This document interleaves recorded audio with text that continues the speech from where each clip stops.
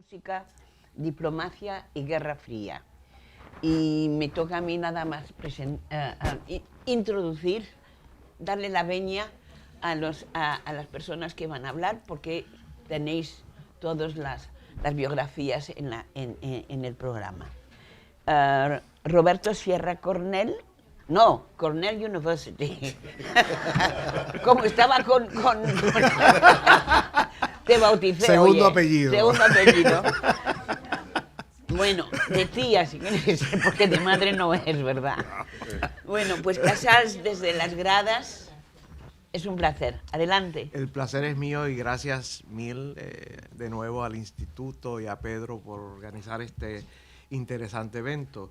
Le comentaba a Gerardo Piña que no sé ahora cómo usar la palabra exilio referente a Casals, porque fue muy interesante la exposición de lo que puede significar esta palabra. En el caso de Casals, certeramente podía regresar si le daba la gana y así lo hizo. O sea que lo voy a dejar tal como lo tengo, como exilio, pero condicionado por esta interpretación. Casals desde las gradas. El título de esta ponencia refleja la perspectiva. Perdón, antes de comenzar quiero también aclarar que yo no soy investigador ni musicólogo, ni hago exámenes literarios. Soy un músico, un compositor. Y lo que voy a hablar es de las vivencias. Porque yo conocí a Casals. Conocer quiere decir que lo vi así a esta distancia. Hablé con él. Participé desde varias perspectivas durante su estancia en Puerto Rico. El título de esta ponencia refleja la perspectiva del espacio físico, desde el cual muchos puertorriqueños observamos la figura en el exilio del gran violonchelista catalán, pero quizás, y de manera más importante, refleja la realidad de su interacción con la cultura musical puertorriqueña. Hacia los años 60 y 70, los elogios y los ataques a Casals surgían de manera espontánea, con gran facilidad, dependiendo de la perspectiva artística, cultural y política por donde se filtraban los comentarios. Los extremos del argumento pecan de una feroz y obstinada actitud de exponer aspectos que, si bien reales, pasan por el crisol de un fanatismo que exagera de forma hiperbólica. Esto opaca toda intención de objetividad y resta validez a los propios argumentos. Yo no puedo afirmar que Casals sacó a la cultura musical puertorriqueña del nadir, pero tampoco puedo decir que su presencia fue totalmente negativa o sin resultados beneficiosos. Mis primeras memorias de Casals datan del final de los años 60. En ese momento comienza mi interés por la música llamada clásica. Y es cuando por primera vez escucho conciertos del Festival Casals a través del canal de televisión pública WIPR. Desde mi pueblo natal, Vega Baja, un pequeño pueblo en la costa norte con una playa maravillosa, comienzo a ser consciente del ritual hegemónico de un festival que promovía la alta cultura centroeuropea. En otras palabras, el núcleo del repertorio giraba alrededor de las trilladas 3B, Bach, Beethoven y Brahms. Este cuadro, un tanto surrealista, estaba compuesto por un músico catalán, definitivamente nacionalista, quien dentro del marco de la posguerra promovía música en su mayoría de origen alemán. En una isla cuyas influencias musicales tenían que ver más con la música lírica italiana y española que con la retórica germana. La dinámica resultante fue una cultura musical que al negar sus raíces, lo autóctono y lo original, iba en pos de promover lo que falsamente, se denomina como lo universal. Esta es una universalidad que se atribuye exclusivamente, y esto lo hago como aclaración, a esa música centroeuropea que surge durante la época de la Ilustración y que culmina con el romanticismo decimonónico alemán. Aclaro que me refiero no a la música europea en general, sino a un reducido canon de obras en su mayoría alemanas. La música francesa e italiana quedan al margen, por supuesto, y salvo por sus propias obras, la música española nunca tuvo un papel central para Casals. Es desde mi hogar, en la costa norte de Puerto Rico, donde recibo por primera vez, a través de esas primitivas ondas televisadas, lo digo porque no sé si quizás muchos de ustedes son muy jóvenes para recordar cómo se veía la televisión en los años 60. Pero aquello era totalmente espectral, fantasmagórico. Aquellas borrosas imágenes de la alta cultura que imponían el estandarte al cual teníamos que aspirar, creando así una imagen de lo que era grande, genial y noble. Al otro lado estábamos nosotros, los otros. En ese momento se genera en mi mente el sentimiento de ser culturalmente extranjero en la isla donde nací. Por supuesto, se nos atragantaba la idea de la universalidad del pensamiento alemán. Beethoven y Goethe, ahí tengo que pasar la página, Beethoven y Goethe pensaban para nuestro beneficio, para el beneficio de un mundo que ellos solo conocían por lejanas referencias. Por ejemplo, se sabe que Goethe sí conocía del Nuevo Mundo, pero era más por quizás el interés científico, político, revolucionario que otra cosa. De hecho, para muchos europeos, básicamente el límite de la civilización era en esos momentos, y citando a Goethe, das Land, wo die Zitronen blühen. Esa es una línea del bello poema Kennst du das Land, que fue puesto en música por muchos compositores. O sea, aquella Italia de la antigüedad en ruina donde crecen los limones. No cuestiono la grandeza de Juan Sebastián Bach, por Dios, vamos a estar claros. O de Beethoven o de Goethe, ¿no?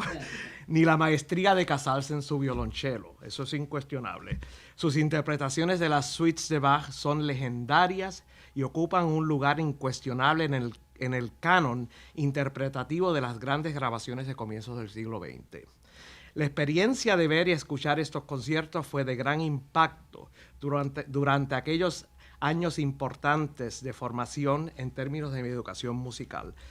De observar el festival por vía televisiva, logré finalmente asistir por primera vez cuando en el año de 1969 mi familia se muda a Río Piedras. Esa es esa ciudad que ya hemos escuchado, donde está la universidad, donde estaba Juan Ramón Jiménez, Jaime Benítez, etc. En este momento veo en carne viva ese gran mundo de la música y paso a ser parte de ese público que verdaderamente adoraba a Casals. Como miembro del coro del Conservatorio de Música de Puerto Rico, eventualmente paso de las butacas del teatro de la universidad a las gradas del escenario, desde el cual adquirí otra perspectiva. En 3 ocasiones canté, yo no soy cantante, pero estaba en un coro, canté bajo la dirección de Casals. La primera es la presentación del Pesebre, oratorio compuesto por Casals con textos de Joan Alavedra, es un poeta español, no sé si llamarlo menor, pero es un amigo de Casals.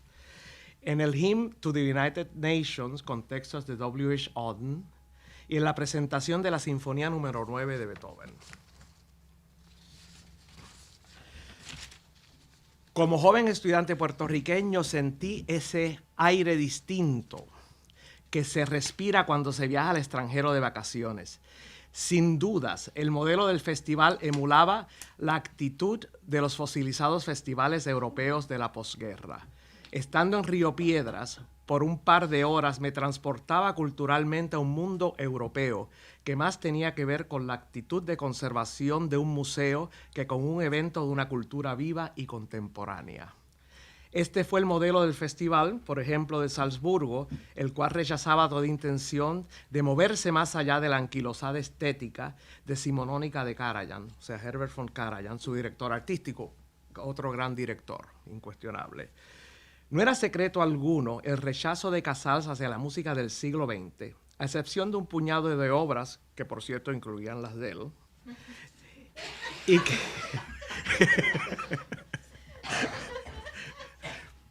No quiero ser sarcástico, lo estoy diciendo como lo veía y como era, a mi entender, ¿no?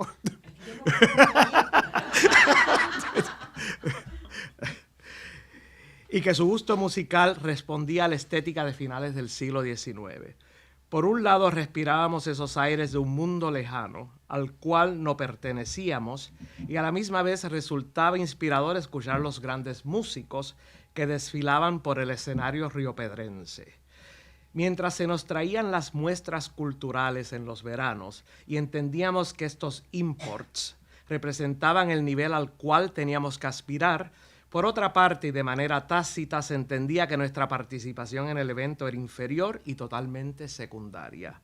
Además, se negaba el espacio que por fuerza debió de haber ocupado la creación contemporánea en dicho festival. Las excusas sobre las limitaciones del gusto musical de Casals, y digo las excusas porque esto era lo que se decía, ay, es que el señor no entiende esa música y no le gusta. Estas excusas resultan insuficientes cuando se trata de un evento subvencionado por fondos públicos, y esta es una importante distinción, ¿no? Se está usando el dinero del fisco del gobierno de Puerto Rico para traer un evento que si lo traducimos en dólares contemporáneos, estamos hablando de 100 millones de dólares. Sí, porque el festival costaba, me imagino, cerca de $1 millón en esos momentos. Y si lo traducimos de los años 60 acá, pues sabemos cómo la inflación o sea, esto no es, como decimos en Puerto Rico, cáscara de coco.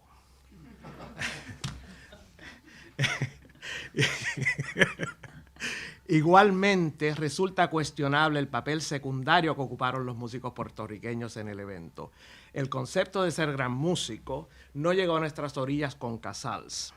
Puerto Rico ya contaba con músicos de alto calibre, como Jesús María San Román, por cierto, que vivió aquí en el área de Nueva Inglaterra, en Boston, José Figueroa, Cachiro Figueroa, el joven Justino Díaz, Luz Hutchinson, Narciso Figueroa, Cecilia Talavera, etc. De la misma forma, el festival pudo haber tomado un rumbo más latinoamericano, más cercano a nuestra cultura. Este cuadro colocaba a nuestros músicos y compositores en un plano secundario y marginal. Todos sentíamos que las puertas estaban cerradas, menos para comprar los boletos, por supuesto, y que por salvadas excepciones de una igualdad meramente simbólica no éramos verdaderos partícipes del gran mundo de la música. Esto lo pongo entre comillas. Por un lado, no creo en las cuotas de participación, pero por otro condeno que se ignore el talento nativo, que no se le dé el espacio necesario para fomentar y promover lo local, lo nuestro.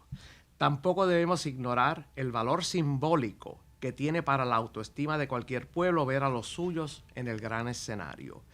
Durante aquellos años de estudiante escuché interpretaciones memorables, verdaderamente increíbles, o sea, las tengo en la mente hoy día, y otras no tan buenas, entre las cuales se encontraban las de Casals como director de orquesta. Él le estaba comentando que después él dejó de tocar el violonchelo básicamente porque ya pues el pobre estaba muy mayor y le dio con lo que le da a muchos músicos, con agarrar el palito y ponerse a dirigir. Eso es un virus que muy común que le da a los músicos. Indudablemente, cantar en el coro compartiendo el mismo escenario con Casals era impresionante. O sea, estar allí, ver a Casals y oírlo cantar en catalán la música alemana, pues vamos. El inevitable peso de su trayectoria musical era, sin embargo, insuficiente. Era suficiente para inspirar a todos los que con admiración hacíamos música bajo su dirección. El problema es que el peso de la historia no lavaba sus deficiencias como director orquestal. O sea, no confundamos la gimnasia con la magnesia. Observábamos con incredulidad como Alexander Schneider, el primer violín de la orquesta, codirigía a los músicos, y esto lo veía yo allí, ¿no? Aquel señor como un loco con el arco del violín, gesticulando, para mantener un mínimo de cohesión rítmica en los pasajes difíciles de la Novena Sinfonía de Beethoven, que son muy conocidos, sobre todo donde está el poema de Schiller, ¿no? Hay unos cambios de tempo que si no se cuidan, pues se desboca la orquesta. Igualmente era cuestionable la inserción, o sea, si bien era cuestionable que él estuviera dirigiendo, a mi entender, también era cuestionable la inserción del pesebre en el festival cuando el siglo XX estaba prácticamente ausente del mismo. Si se quería programar obras contemporáneas, ¿por qué no, por ejemplo, la Sinfonía de los Salmos de Igor Stravinsky, que ya ocupaba una posición, digamos, canónica en el repertorio?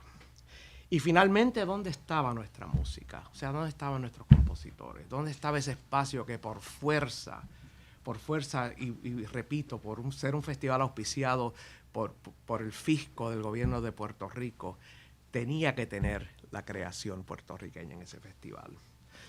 La fricción, el desaliento y el lamentable uso limitado de un importante recurso público resultó en un festival ambivalente y que pertenece a la nebulosa categoría de todas las cosas que pudieron haber sido y no fueron. Pudo haber sido un Jano que mirando al pasado mirara también al futuro, un agente de mediación entre lo histórico y lo contemporáneo, una verdadera plataforma cultural para los músicos y compositores puertorriqueños. Otro recuerdo personal que tengo de Casals fue una visita a su casa en Río Piedras durante la celebración de su cumpleaños, cuando fui a tocar en el piano con un compañero una obra a 4 manos. O sea, yo tuve también esa experiencia de estar en su casa y de verlo y de, como había dicho al principio. Durante mis años como estudiante en el conservatorio, del 1969 al 76, puedo decir que la presencia de Casals era prácticamente inexistente. O sea, para nosotros, para los otros. Allá en el Olimpo estaba el dios Zeus y nosotros allá en las gradas allá, pues. Muy de vez en cuando se veía, sobre todo en la época del festival, si había una obra que él tenía que dirigir, pues en algún momento se presentaba para trabajar con el coro. Por cuentagotas y muy de vez en cuando el gran músico se acercaba a nosotros. En aquella ocasión fui a su hogar.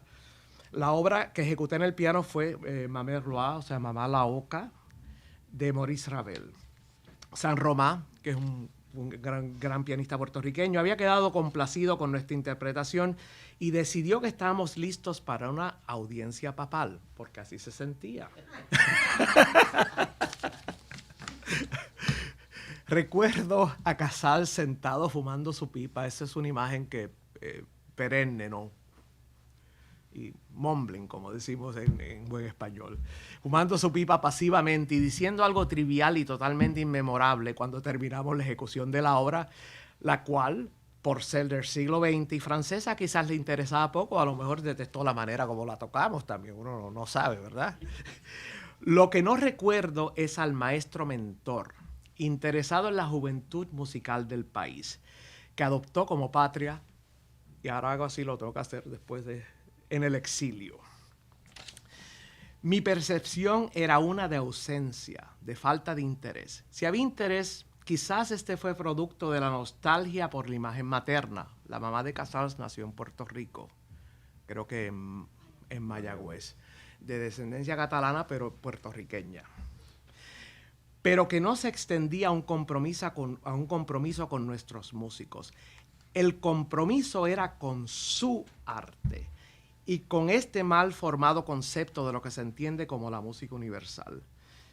No se explica cómo un músico que rechazó el control fascista de Franco llega a Puerto Rico a promover aquellos valores que fueron los estandartes culturales de la Alemania de Hitler. Ahorita vimos la foto de Hitler con lo de Juan Ramón Jiménez. La supremacía del pensamiento alemán, básicamente, porque ese era el mensaje que se percibía. Esta es la gran música y esto es lo que es y lo resto olvídese usted.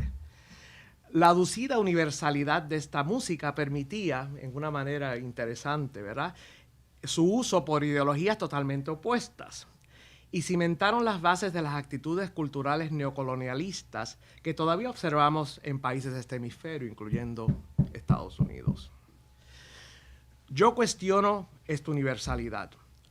Sí creo que hay obras musicales que por su factura y contenido son admirables, geniales y de gran trascendencia. Eso no creo que hay que cuestionarlo. Pero que no necesariamente se comunican con todas las culturas de forma homogénea.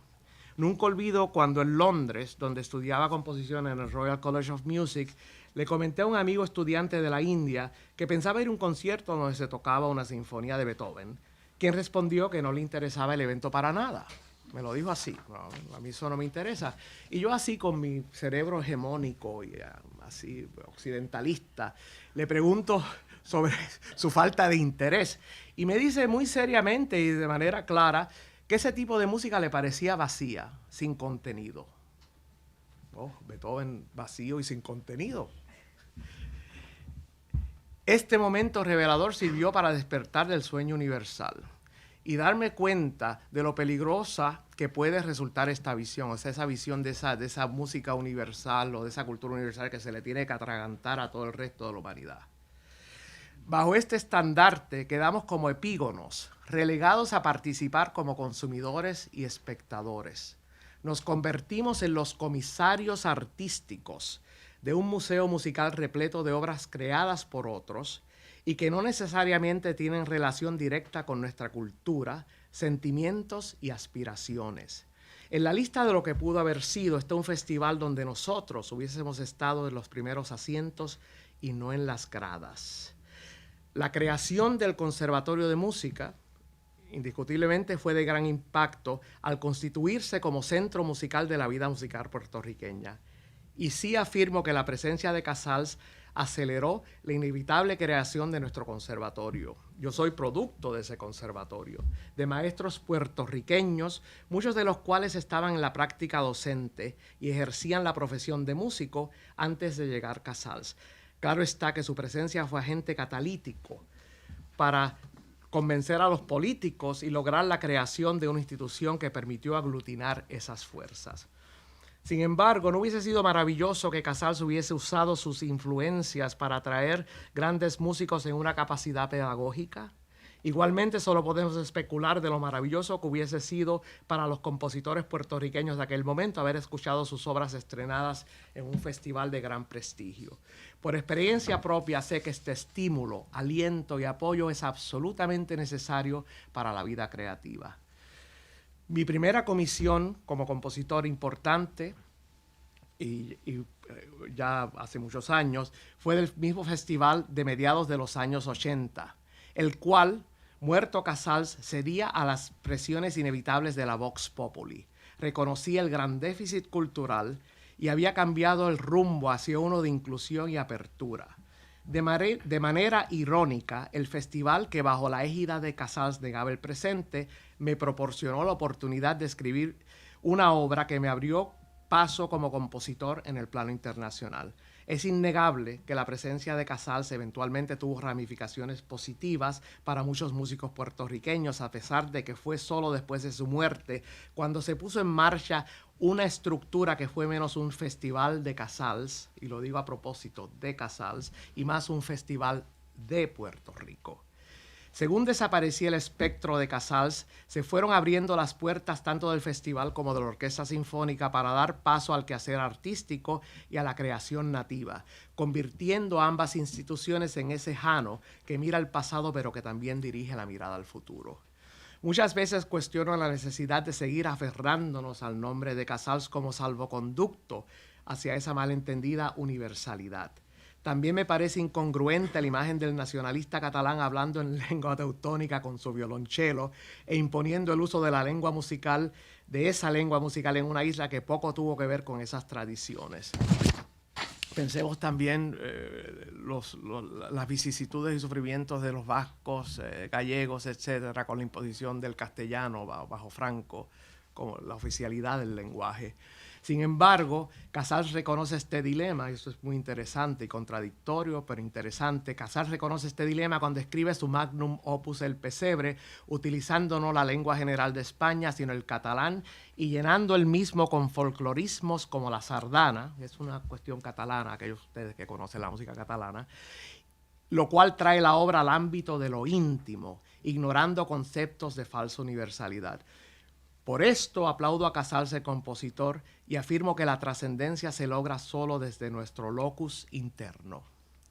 Lo que no puedo aplaudir fue la falta de visión artística en su desempeño como líder en la cultura musical puertorriqueña. Estas preguntas y preocupaciones han pasado a un plano histórico y, como ya he expuesto, nuestra cultura musical ha seguido su propio rumbo. En retrospectiva, es lamentable que las élites políticas y culturales del momento, por estar embriagadas con la icónica visita a la Casa Blanca de Kennedy y con la idea de estar en el mapa cultural del mundo, no tuvieran una visión más racional, inclusiva y amplia. En suma, sería injusto aseverar que el exilio de Casals en Puerto Rico resultó en una presencia totalmente negativa. Por otro lado, tampoco puedo dejar que un sentido exagerado de admiración e idolatría nos priven del pensamiento crítico que es necesario para poder evaluar de manera equilibrada la figura del gran músico catalán. Quizás y de forma paradójica, la contribución mayor de Casals a la cultura musical puertorriqueña será cuando ya no sintamos la necesidad de aferrarnos tanto a su nombre. Muchas gracias.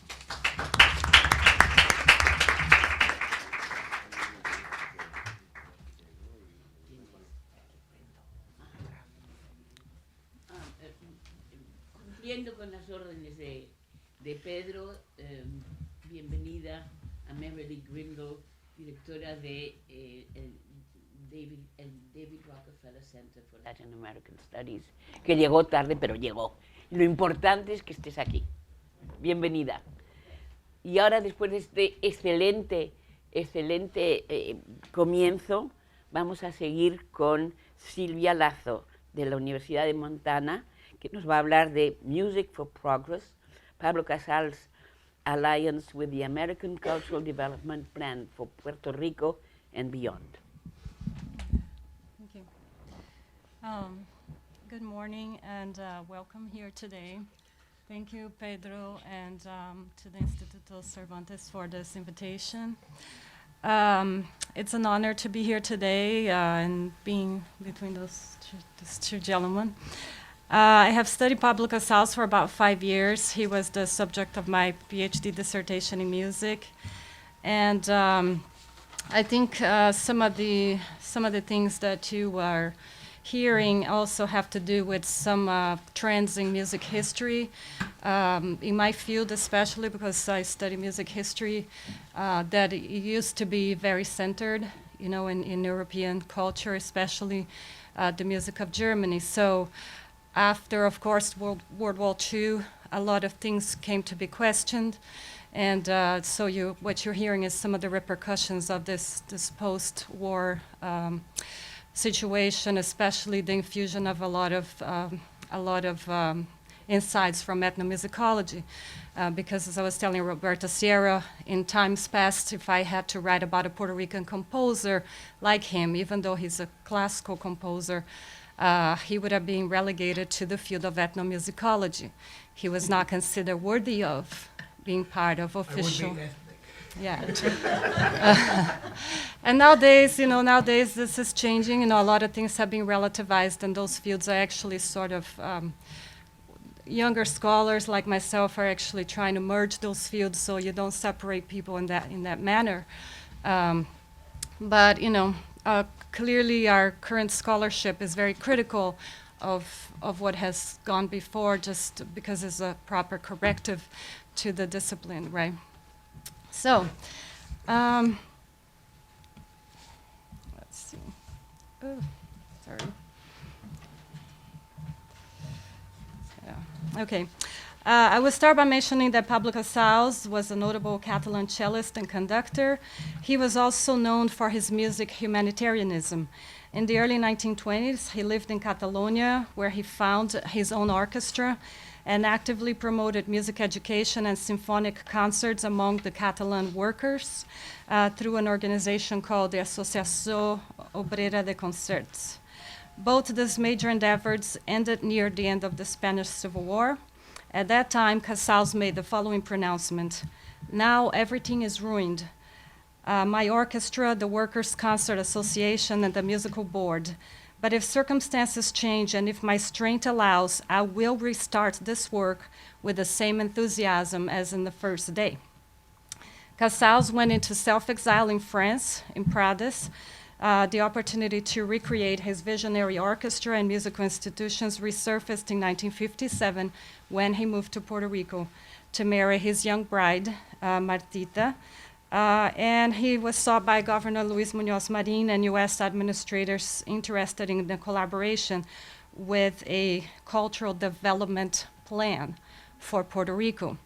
And that's an important statement, that you want to culturally develop another nation and or another society, as if implied in that quote is that they are culturally undeveloped and that you are bringing them, correct, to the future. So here's Casals with his orchestra.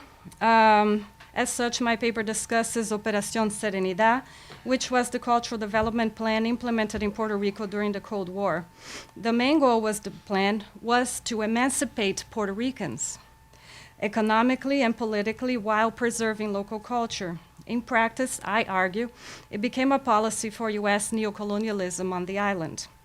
Neocolonialism is a term attributed to Kwame Nkrumah, which operates in various ways, not only in the economic field, but also in the political, religious, ideological, and cultural spheres. Pablo Casals, commonly referred to as the world's greatest cellist, moved to Puerto Rico in '57 as an octogenarian. He then allied himself with Puerto Rican Governor Muñoz Marin and American lawyer Abe Fortas to create 3 enduring musical institutions, the Festival Casals, the Symphony Orchestra, and the Puerto Rico Conservatory. Because his name is permanently linked to these institutions, I also argue that his legacy is contested and complicated. Following the Spanish-American War, the Treaty of Paris subjected Puerto Ricans to the plenary powers of the U.S. Congress, which controlled the civil rights and the political status of the native inhabitants of the territories ceded to the United States. Maintaining a strong presence, the United States followed with a string of 4 governors selected from the U.S. military ranks. From 1900 to 1917, Puerto Rico was administrated under the Foraker Act. Next was the Jones Act, which made the people of Puerto Rico citizens of the United States, with a governor appointed by the United States. In 1946, the U.S. appointed Governor Rexford Tugwell resigned, making place for Jesus Piñero. He was the first native Puerto Rican governor. Eventually, the United States allowed a popular election in Puerto Rico, which resulted in Muñoz Marin becoming the first elected governor, taking office January 2nd, 1949. In 1950, the U.S. Public Law 600 established Puerto Rico as a compact of the United States, and a new constitution was promulgated in 1952. This document gave Puerto Rico a greater measure of local autonomy, but they still did not have representation in U.S. Congress, nor had Puerto Ricans the right to vote for U.S. president or vice president. This is from Muñoz Marin. Since July 1952, Puerto Rico is a self-governing commonwealth associated with the American Union through a voluntary compact. It represents a novel, flexible, imaginative relationship with the American constitutional tradition. Muñoz recognized, however, that this new form of state had no precedence, either in colonial or post-colonial literature. Puerto Rico, we know, is not a republic. Neither is it, under its new status, a U.S. possession or territory, nor is it a colony in any way. It is a new kind of state, both in the sense of the U.S. federal system and in the general sense of people organized to govern themselves. So it was a very experimental type of legal status for this territory. Perhaps no U.S. administrator left a greater mark on Puerto Rico than Abraham Fortas. In 1942, Fortas was appointed U.S. Undersecretary for the U.S. Department of Interior. In that position, he headed the U.S. Division of Territories, of which Puerto Rico was a part of. He chaired the committee charged with developing this congressional bill for Puerto Rico's governorship, and he frequently overrode Governor Muñoz's discussions on Puerto Rico's ultimate status. Fortas believed that that independence agenda would exceed U.S. Congress high-mindedness, and it would fail to pass. The sovereignty of the Philippines in 1946 convinced Fortas that once independence had been achieved, the United States would extend little economic help. Indeed, it would ask for hefty reparations. Perceiving independence as an impractical solution, Muñoz opted for political, economic, and cultural alignment with the United States. The Puerto Rico Constitution was therefore a choice for a lesser evil. To this day, the United States retains the authority to govern Puerto Rico in all international and domestic affairs, and most domestic affairs through the Federal Relations Act, clearly a point of tension in Puerto Rico culture. Economic control, I believe, was established early on when the U.S. Then took over Puerto Rico and found the islands overcrowded and lacking in natural resources. They enacted an agricultural development plan, which tended to centralize the lands on the hands of American corporations. So we failed to increase the life of the Puerto Ricans themselves. In view of these failings, they shifted to a policy of industrialization. When President Harry Truman took office, he articulated a 4-point strategy as basis for American interventionism. We must embark on a bold new program for making the benefits of our scientific advances and industrial progress available for the improvement and growth of underdeveloped areas. U.S. administrators view pauperism as the root cause of violent communist revolutions.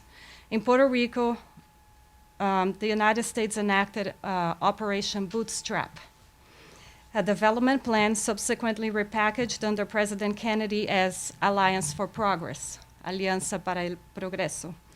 Operation Bootstrap aimed to replicate the Puerto Rican experiment in other Latin American and Caribbean nations.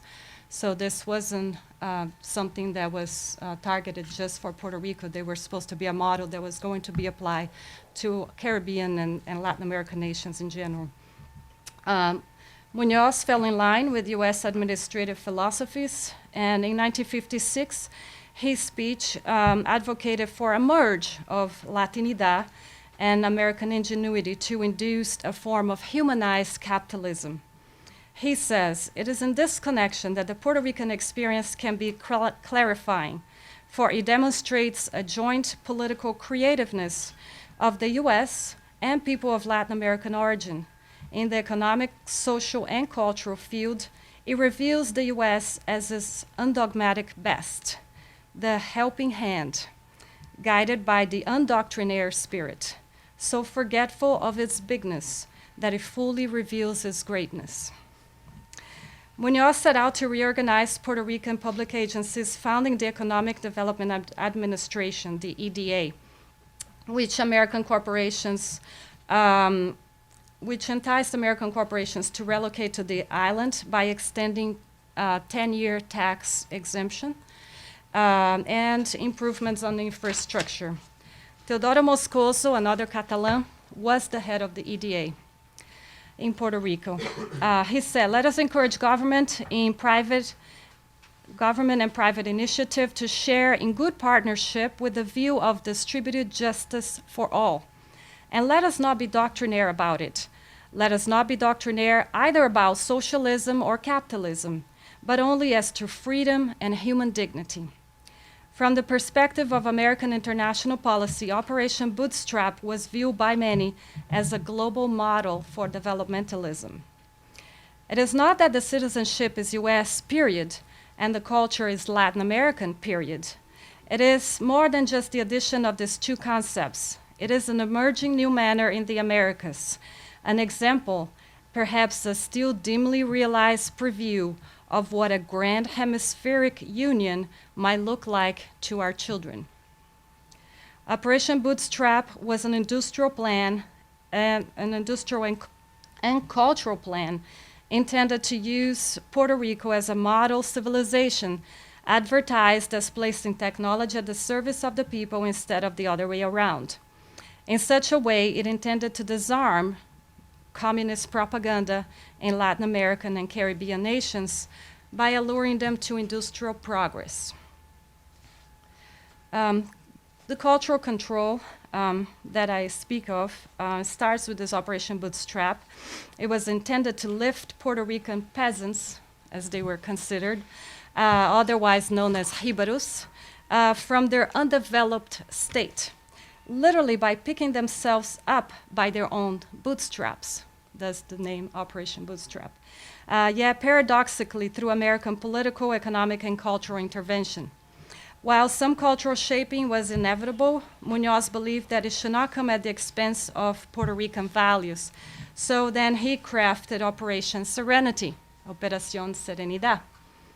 By means of serenity, the people of Puerto Rico anticipating hopefulness to remain gentle and tranquil in their understanding, in their attitudes, while utilizing fully and vigorously all the complex resources of modern civilization. They do not wish that the complexity of these instruments work themselves out of proportion.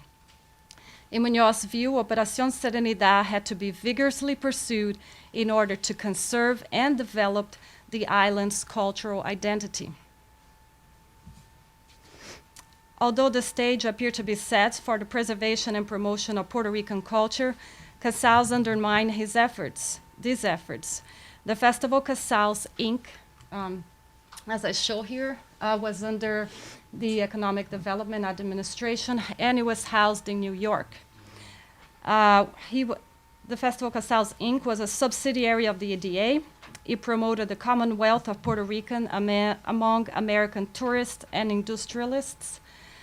The Festival Casals, Inc. aggregated a three-pronged institutional apparatus, and here I mentioned the Festival Casals, the Puerto Rico Symphony Orchestra, and the Puerto Rico Conservatory. Abroad, the Festival Casals served to boost the image of Puerto Rico as a place undergoing a cultural renaissance, alluring American tourism and industrial investment. Traditionally, Americans view Puerto Ricans negatively. In the process of conquering such misapprehensions, Teodoro Moscoso, the head of the EDA, took several measures to implement recreational activities and the building of tourist complex with hotels, restaurants, and shopping centers. Moscoso's strategies included a launching of a rum promotional campaign and the hiring of a top-notch public relations firm, Ogilvy and Mather. David Ogilvy took pride in having Moscoso as a client, and he agreed. We must submit a lovely image of Puerto Rico for the squalid image which now exists in the minds of most mainlanders. This is of cardinal importance to your industrial development, your rum industry, your tourism, and your political evolution. I added the italics. Casals and his 2-week European Model Festival became a means to an end, a way to persuade American public opinion that, and I quote that Puerto Rico has a history, dignity, and tradition. Pablo Casals was the embodiment of all three. Interesting contradiction. If Puerto Rico has a history, dignity, and tradition, why would a Catalan be the representation of all three? From the American perspective, Casals' Hispanic heritage was engaging, yet esteemed with European erudition, making him not only a convenient tool, but a comfortable enough attraction to bridge cultural divides. Casals was featured in the front cover of US magazines, as I'm showing here, such as the Saturday Review. As such, he became, by association, the official iconic representation of Puerto Rico.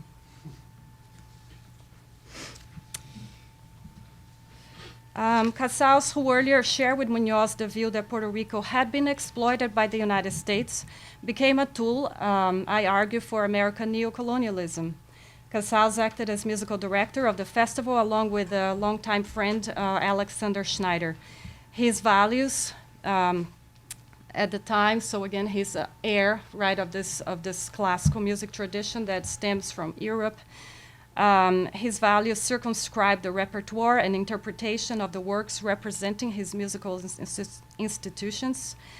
This is, as I explained, a well-honed ideological groove in Western music history, whose Eurocentric valuation of music provided a very narrow model, representing, so they thought, the highest achievement in music, art, and culture, therefore an imposition of a cultural hierarchy. So here, German instrumental music, especially symphonic music, was considered to be the highest and best art in the world. and European classical music secondary, and all other cultures and musics were considered at the bottom of this pyramid, not good enough. And this went unquestioned for a long time. As an example of this institutional thinking of the time, a grant application to the Ford Foundation states, the first step, let's see if I have here, the first step in the process of musical development, which is to bring Puerto Rico to the 20th century, we feel is to educate as many people as possible to appreciate the world's greatest music. We have been engaged in this work for some years now, and they are the beginnings of an enthusiastic audience.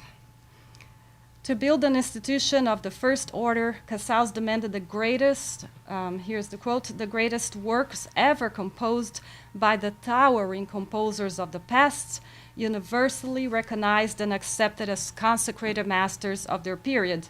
So it's a very heavy, language, the greatest composers, the towering figures, that kind of romantic language that was very common in music history books, unfortunately, and it was taken for granted, nobody questioned. As argued by Christopher Small, famous ethnomusicologist, those who hold social power, those who control the education system and the media of communication, and those who hold the purse strings for what is called cultural activity are going to use their power in an attempt to impose their own version of ideal relationships throughout the whole society, to make people acknowledge that it is their version of reality, their culture, that is the real one. Nowhere is Schneider's sense of elitism more clearly underscored than in his letter to Marta Casals, where he propagandizes the benefits of European music and the Casals Festival. Yes, the Casals Festival can be in any part of the world, just as there is a festival in Salzburg, Edinburgh, and Bayreuth. You should be more than proud of the fact that the Festival Casals put Puerto Rico on a very high, important cultural and musical level. Again, thanks to two great men, Muñoz Marín and Pablo Casals. So don't let this be destroyed by a few political persons who never had any interest in helping your country in any musical, cultural, or educational way through which to become better human beings. By 1970, the exclusivist and hierarchical approach did not bode well with musicians, composers, and the general population. The long-term Festival Casals promotion of European classical music, despite good intentions, led to dissent on the part of many. And this is the typical of what happened at the time. Casals has 35 published biographies, many of them written by close friends, so lacking a cultural, critical view. But this is the type of interview he used to give. Yes, in Puerto Rico, everyone esteems me since I have barely arrived. Campos Parsi, which was mentioned here before, Puerto Rican composer Campos Parsi, on the other hand, commented on a prevalent attitude of the Festival Casals towards European music hegemony. With every year, from 1951 to 56, came the development of new resources, not only in music, but in all the arts. And then, in 1957, Pablo Casals came to live with us. Religion is always based on the unknown. Casals was a god, he said, repeating himself, a god surrounded by ignorance. Suddenly, he spreads his arms wide, an enormous cloak of mediocrity covered the nation, in the name of excellence. It was no longer our job to produce anymore, only to interpret scripture. And so here's this Puerto Rican composer basically saying we're no longer allowed to compose and to present our works. And the Festival Casals have very strict guidelines that did not permit, as you saw, any local composers to present. So it really was quite, quite interesting. In conclusion, I say here that the goals of the development plan and the cultural development plan was to emancipate Puerto Ricans economically and politically and to preserve their culture. I think Casals' institutional legacy is very positive in some respects, but is very complicated. The Festival Casals was part of an American development policy that furthered U.S. neocolonialist control over Puerto Rico. Americans expressed their values along political, economic, and cultural lines. The reception led to dissent on the part of many. And in 1980, Teodoro Moscoso, the head of the EDA, finally acknowledged that Puerto Rico had been a special case, not a model of economic and development for the Americas. He said, at no time has a developing company had so favorable an institutional environment as in Puerto Rico, giving the tax exemption of 10 years. Despite sharing key institutions with the US systems, the situation on the island economically continues to deteriorate. Albeit promoted as a friendly enterprise, the Festival Casals interpreted cultural development on its own terms. It caused the cancellation of the festival in '79, and it followed the transfer of the oversight of the festival to local government oversight, finally, in 1980.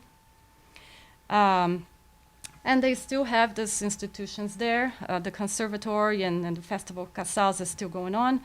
Nowadays, the Puerto Rican Symphony Orchestra does employ 80 local musicians. And the repertoire of the Symphony Orchestra is fairly diverse. It does portray some Latin American composers. The Festival Casals, however, still does not permit, I think for the most part, Puerto Rican composers to participate. And in summary, I think though Casals' name is widely noted, there are no lists acknowledging current or past board members and Latin American contributors, such as the conductor Victor Teva. I interviewed his daughter, Ana Teva, who, by the way, lives in Montana, and she said, in closing, she said, my father, Victor Teva, was not Marta Casals' favorite person because he lacked international prestige. My father was very well known in Latin America, but he was unknown in the United States and Europe. This perspective continues to resonate as musical institutions of various kinds still cling to artists and composers whose fame has to be tied to European artistic centers. Thank you.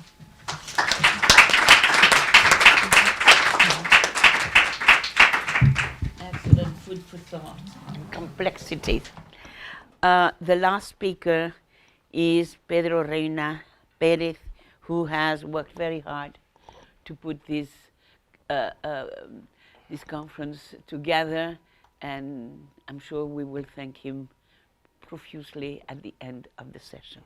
Right now, he's going to talk to us about la partitura a flor de piel, Pablo Casals, y la música como diplomacia. Muchas gracias. A mí me toca ser el historiador de nuevo.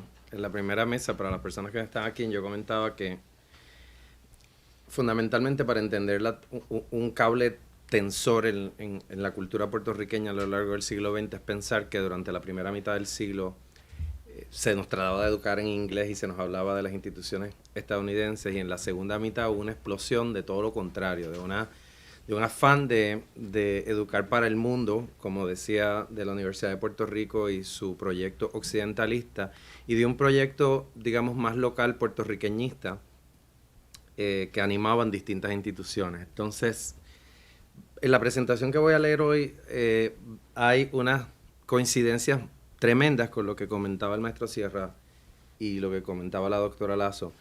Y yo lo que voy a leer lo dividí en 4 acápites, 4 partes, pero esas 4 partes básicamente persiguen 4 figuras, 4 arquetipos de Casals. Voy a proponer a lo largo de la lectura algunas preguntas que imagino que servirán para conversar, porque mientras los escuchaba a ellos me esforzaba por no hablar y comentar cosas que me parecían importantes, pero les menciono muy rápidamente antes de comenzar a leer los 4 arquetipos con los que yo creo que me acerco a Casals. Y aquí hago una salvedad. Yo creo que me acerco a él un poco interesado en dos cosas. El fenómeno biográfico, autobiográfico en él, la construcción de su propia historia, es algo que me llama mucho la atención. Es algo sobre lo que Silvia escribió una estupenda disertación sobre el primer periodo de su vida. Yo me enfoco en el periodo de Puerto Rico. Y entonces también me interesa cómo él incide, cómo él se inserta en esa historia de desarrollo de las instituciones culturales, que es a lo que que han aludido ambos, pero que Silvia ahora comentó respecto a desarrollo económico, etc. Así que las cuatro figuras son el solista prodigioso, el hombre humanitario, sobre todo en el periodo de vida en Prades, muy pendiente de los refugiados catalanes en los campos de concentración franceses. El activista, porque pasa por un periodo de activismo en contra de la dictadura de Franco. Y finalmente, el diplomático. Y esa transición entre el activista y el diplomático es muy interesante y problemática. Yo no la voy a poder abundar mucho, pero abandona un poco la denuncia de España y se acomoda en un lugar, en un escenario internacional, hablando de la paz mundial, que despersonaliza un poco su cruzada. Así que el primer capítulo se llama La tierra de mi madre. Obviamente, para entender a Casals en Puerto Rico, hay una evocación de la figura de la madre catalana, hija de catalanes que venían de Cuba, y que por lo tanto le da ciudadanía en los afectos de los puertorriqueños inmediatamente al maestro. En su carta a Alexander Schneider, fechada el 24 de febrero de 1956, Casals le comunicaba su decisión de dejar atrás su residencia de 16 años en Prades, Francia, por un exilio más amable en el calor tropical de Puerto Rico. Casals y Schneider se escribían en francés y en inglés. I am in love with this country where I have been so happy and am so sad to leave. I feel so much that I am at home here that I have a wonderful idea. What would you say of a Pride Festival in Puerto Rico in April 1957? Would you come to Puerto Rico to take part in the festival? Would you help me if we need an orchestra for the festival? La decisión cerraba una etapa y comenzaba otra, al tiempo que Casals se aproximaba a arrancar las últimas hojas que en el calendario marcarían su 18º cumpleaños. Una edad en la que pocos creadores se aventurarían a emprender nuevas conquistas, máxime después de sobrevivir a la destrucción de varias guerras, que poblaron de ruinas un pedazo importante de su geografía afectiva. Sin embargo, a los 80 años, este anciano músico catalán regresó a la tierra de su madre, titular con el que se recogió en Puerto Rico la noticia de su llegada. Los 3 periódicos de récord toman nota de que el barco entra a la bahía de San Juan y mientras está entrando, Casals está llorando y diciendo la tierra de mi madre. A mí me parece que el cine algún día le tendría que hacer justicia, mucho más de lo que un historiador podría hacerle esa imagen, ¿no? Un hombre de 80 años que solloza y menciona esas palabras. Que llega a la tierra de su madre para emprender el último capítulo de su vida que completaría varias aristas. Recordemos que Casals huyó de Barcelona bajo amenaza de muerte en 1939, realizando el infame cruce de la frontera catalana con Francia que tanto dolor y vidas cobró. Se instaló en Prada de Conflans, lo digo en catalán porque allí, ¿verdad?, los catalanes le dicen Prada, los españoles le dicen Prades, los franceses le dicen Prat.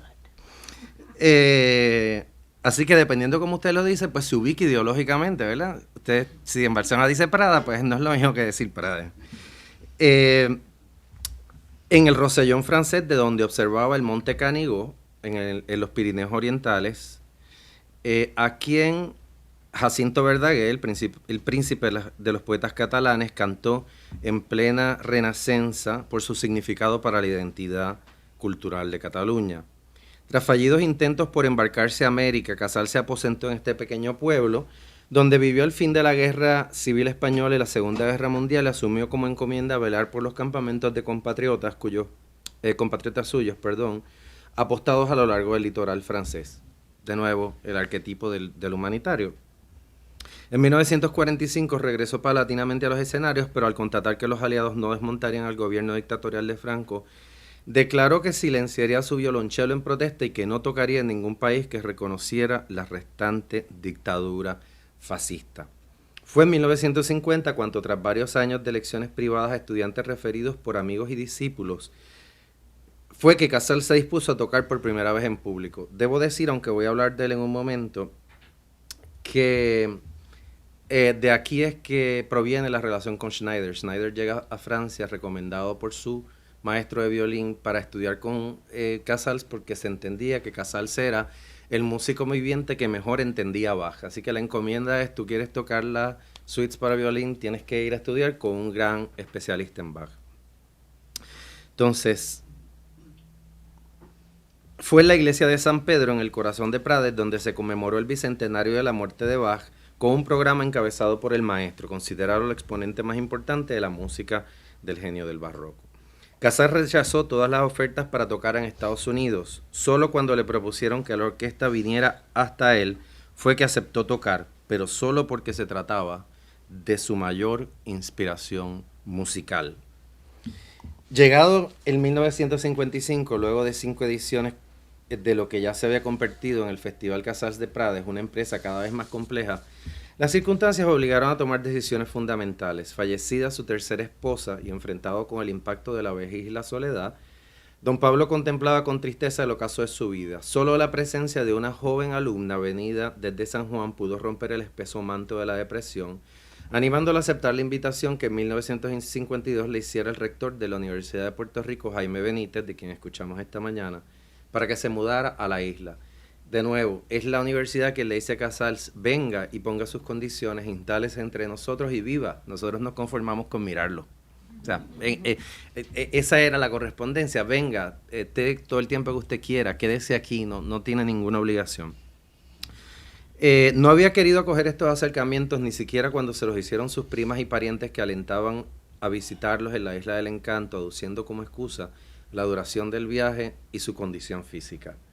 No obstante, en 6 meses logró la alumna Marta Montañez Martínez cambiarle de parecer y accedió, dando paso a lo que sería una etapa decisiva para la consolidación de su legado personal y musical. Al abrir la puerta a vivir en Puerto Rico, lo enfrentaba a su postura original de no pisar Estados Unidos por ser apoyo fundamental de la dictadura española. Recordemos que había dicho no tocar en Estados Unidos ni en ningún país que apoya a Franco. La importancia de España como aliada de Occidente en el entramado de la Guerra Fría crecía exponencialmente con cada año que pasaba, como se evidenció con la parada del presidente estadounidense, Dwight D. Eisenhower, a lo largo y ancho del Paseo de la Castellana, algunos años más tarde, en 1959. Pero en 1955, Casals lo justificó comparando a Puerto Rico con Cataluña, 2 naciones culturales por derecho propio, pero subyugadas por la historia. 2 naciones sin soberanía. Intentaba así salvar don Pablo las distancias entre su postura original y sus nuevas circunstancias, que en consiguiente intentaría mantener lo mejor posible con resultados variados, como veremos más adelante. Lo cierto fue que las condiciones materiales puestas a su disposición en San Juan ofrecían mejores perspectivas que las de Francia. Invitado a crear en la isla un festival de verano de apenas 2 semanas como el de Prades, Casals aceptaría y a partir de ello se crearía una orquesta sinfónica en 1958 y un conservatorio en 1959. Esta fue la primera inversión pública en la constitución de instituciones musicales permanentes en la isla. En mi opinión, ese es su legado, ¿no? Haber convencido al gobierno de que hiciera una inversión. Eso, sin embargo, no quiere decir que no hubiera música. El maestro Sierra ya lo mencionó. Había una amplia actividad musical en Puerto Rico desde el primer tercio del siglo XIX. Cuando digo amplia, no estaba masificada, pero había teatro. Pasaban las compañías de teatro lírico por la isla y había músicos que habían sido formados en conservatorios en Europa y que a su vez se habían convertido en grandes maestros de música. Lo que no había eran músicos académicos, músicos con diploma de músico, pero había músicos con toda la formación en la tradición, ¿verdad?, más antigua de alumno y maestro. Pero hago una salvedad, y aquí toco algo que decía Roberto. Para este proyecto de 2 semanas, el gobierno dispuso en su primera edición un presupuesto de $125,000.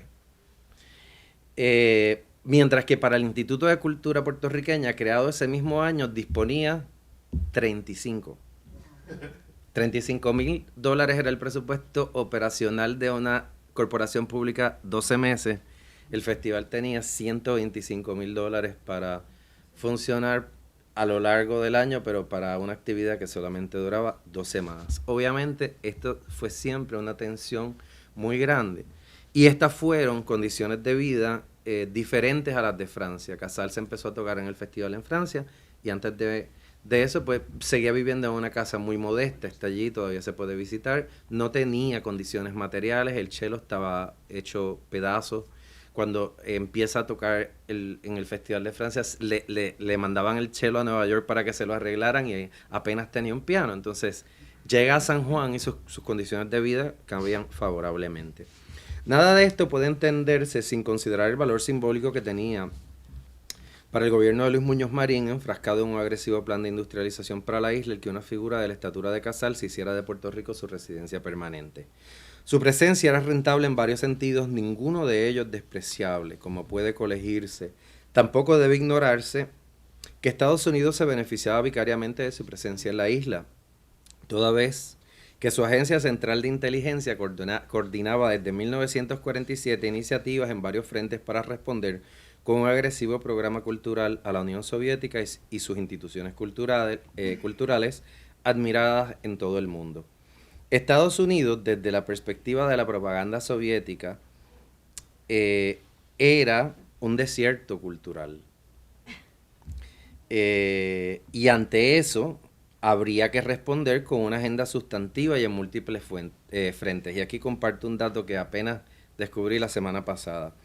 Entre 1963 y 1966, la mitad de los grants hechos por 164 fundaciones de Estados Unidos, que incluyen la Ford, la Carnegie y la Rockefeller, para asuntos de cultura internacional, al menos la mitad contaba con dinero parcial o total de la Agencia Central de Inteligencia. Además, y estoy tratando de conseguir más datos, hay toda una serie de creación de fundaciones a partir de estos años que son producto del mecenazgo de individuos a quien la CIA se les acercaba para decirle, necesito crear una fundación, necesito que me prestes tu nombre, y esto es a favor de la gran causa americana frente al avance del comunismo en el mundo, ¿no? Y todo esto en su mayoría con el objetivo de proponer actividades culturales, no solo aquí en Estados Unidos, pero particularmente en Europa, para responder a esa legitimidad con que se miraba las instituciones de mayor tradición, digamos. Entonces, piensen a Casals en ese contexto y no hace falta sumar un poquito para ver que se puede entender lo que se hizo en Puerto Rico en ese sentido. Comentario aparte merece la conexión entre Alexander Schneider, violinista judío ruso-americano que desde 1947 forjó con Casals una relación estrechísima.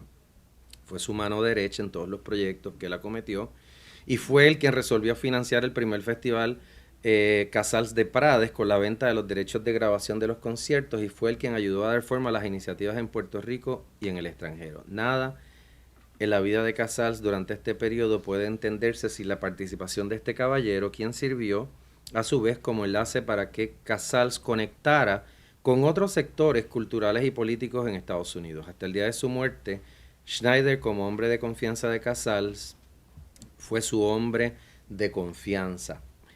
El periplo que Casals comenzó una vez establecido en Puerto Rico tiene un momento importante en 1948, dice Schneider, cuando Casals regresa a la Organización de Naciones Unidas, y aquí digo regresa porque en 1949 había accedido a pertenecer al International Music Institute, que estaba afiliado a la UNESCO, pero ante el deshielo de las relaciones diplomáticas con España, Casals no tuvo otro remedio que renunciar para protestar la admisión de España a este cuerpo. Solamente duró su vinculación con Naciones Unidas 2 años. Sin embargo, él renuncia cuando España es admitida y su renuncia la promueve como una protesta ante ese acto que él considera indigno de legitimar el gobierno español. Ya para ese momento, Casals ha fijado su nueva residencia, sobrevivido a un peligroso infarto, la víspera de la inauguración del festival por primera vez en San Juan, y contraído nupcias con su antigua alumna Marta Montañez Martínez, quien abandonó su carrera para dedicarse permanentemente a la de su marido. Del hombre deprimido en el invierno de 1955 nada quedaba. En su lugar apareció un hombre revitalizado y con una agenda ambiciosa. Buena parte de esto se debía a las condiciones materiales que su residencia en la isla le permitían, rodeado de un estrecho grupo de colaboradores pendientes de cada una de sus necesidades. El salario que se dispuso en el presupuesto que yo mencioné, o sea, el emolumento para él, eran $24,000 anuales. Que era una cantidad que no tenía comparación con nada que se le asignara a ninguna persona del mundo cultural puertorriqueño. Por lo que las condiciones eran muy diferentes a las de Prades, marcadas por la precariedad, la estrechez y un cierto aislamiento respecto a los principales escenarios del mundo. Desde San Juan, ciudad que pujaba por desarrollarse y colocarse a la vanguardia de la región caribeña, Casals tenía una plataforma desde la cual proyectarse con mayor facilidad al mundo. Además, estos eran los años en que aparecía la televisión, medio que fue fundamental para proyectar su imagen y sus actividades a un público amplio. Breve nota. Casals coincidió con la aparición de todas las posibles tecnologías. O sea, Casals en la década del 20 estaba en su pico como chelista y en esa época aparecen las primeras grabaciones de sonido. Así que el catálogo de discos es enorme. Hay grabaciones desde los formatos más primitivos hasta los más modernos. Obviamente usted puede entrar a iTunes hoy y encuentra las grabaciones remasterizadas de muchos de sus discos grabados en la década del 20 y el 30. Luego la aparición de la radio y más adelante, en esta etapa, la aparición de la televisión. O sea, estaba en el lugar correcto, en el momento correcto, y es uno de los artistas, yo creo, más retratados, más grabados, o sea, en fijo y en movimiento.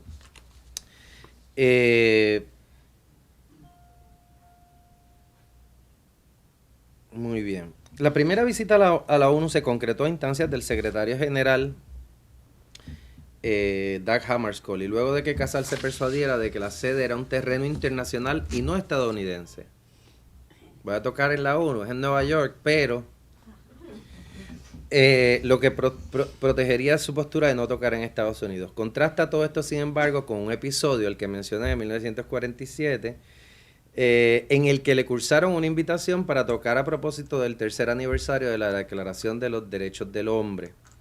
Se le cursa una invitación para tocar en un concierto en París y él la rechaza diciendo: he recibido su carta por la que me hace el honor de pedir mi concurso en un concierto con motivo de la celebración en París por las Naciones Unidas del tercer aniversario de la Declaración Universal de los Derechos del Hombre. Tal vez usted ignore, señor Cohen, que precisamente por el no cumplimiento de estos sagrados derechos en España, vivo voluntariamente en el destierro. En estas circunstancias no le extrañará que le diga que las votaciones de la ONU favorables a Franco no me parecen compatibles con la mencionada celebración, viéndome por tanto obligado con todo mi sentimiento a no acceder a su ruego. 1958, acompañado de la Sinfónica de Boston, Casals acude por primera vez a la Organización de Naciones Unidas, y la cobertura que recibió en esta visita en 1958 y en otra en 1963 fue de las más amplias que jamás se le dio a un evento artístico. Se transmitió por La Voz de Europa, por Radio América, por la cadena CBS aquí en Estados Unidos, se grabó. Entonces, Casals, aparte de esas dos ocasiones, regresó en 1971. Ya muy anciano, 95 años, a recibir una medalla por la paz que le concedió la Asamblea General. Y allí llevó a cabo algo que Marisa me comentó en una presentación anterior, algo muy interesante. Dirigió la orquesta del festival, una parte del oratorio, con coro, etcétera. Tocó una orquesta de 125 chelos, hizo una serie de actos simbólicos. Y se dirigió a la Asamblea General, cosa que no estaba permitida porque a la Asamblea General no se podía dirigir nadie que no estuviera acreditado con una de las delegaciones diplomáticas, pero él le cogió el micrófono al secretario general para decir: I am a Catalan. Today, a province of Spain. Para el nacionalismo catalán, ese momento, y lo menciono a continuación, es uno de los que más rescata de su vida, porque fue un momento en que ante la delegación de España, que las cámaras muy y acertadamente graban. Este hombre se dirige, ¿verdad? Le quitó el micrófono, Utan no le iba a quitar el micrófono para atrás, así que Casals hace un pequeño discurso que está disponible en YouTube y que pueden ver y que es muy sentido ver un hombre en plena fragilidad. Usaba oxígeno para esta época, lo llevaban en silla de ruedas, pero él en este momento caminaba, ¿no? Es una cosa muy emotiva.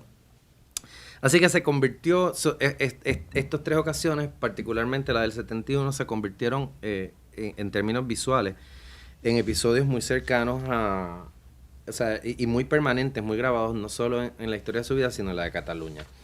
Nada de esto se puede entender sin la presencia de Dave Fortas, que lo hemos escuchado mentar aquí varias veces. Fortas era un abogado sureño, socio de un bufete de abogados de Washington, D.C., íntimo de Lyndon B. Johnson cuando Johnson era senador y obviamente consejero del vicepresidente cuando ya Johnson accede a la vicepresidencia de Estados Unidos.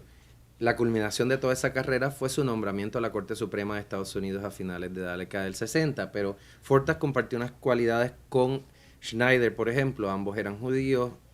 Fortas era un violinista aficionado con una sensibilidad enorme y fue la persona que asesoraba a Muñoz en lo que Silvia bien dijo, que le dijo, esta es la perfecta, agarre a ese señor, déjelo en Puerto Rico y convirtámoslos en la cara de un Puerto Rico del Puerto Rico que queremos, que no es el Puerto Rico de la central de caña, no es el Puerto Rico de los arrabales, no es el Puerto Rico de la pobreza, es el Puerto Rico del futuro, del progreso, etcétera. Yo le agradezco a Silvia que haya puesto ahorita la portada del Saturday Review. Yo después me di cuenta que no tenía una, pero agréguele a eso el New York Times, la revista New Yorker, campañas exquisitas con fotos. Hay una que me hubiera gustado traer, que una foto en el periódico en el que dice: los ojos del mundo están puestos sobre Puerto Rico, porque Casals había llegado. Además de eso, y esto es algo que es muy interesante, si faltaba prueba después de la presentación de Silvia de que la intención del gobierno no era adelantar la música para los puertorriqueños, sino adelantar la agenda de Puerto Rico ante los ojos del mundo, de las 2.300 butacas que se vendían para el festival, hubo un temor de que se llenara de puertorriqueños. Así que se separaron 1.000 para venderse en Puerto Rico nada más. Las restantes 1.300 se tenían que vender en el extranjero. Aquí una anécdota. La gente, hay todo un álbum de fotografías de los conciertos que por supuesto eran en la Universidad de Puerto Rico.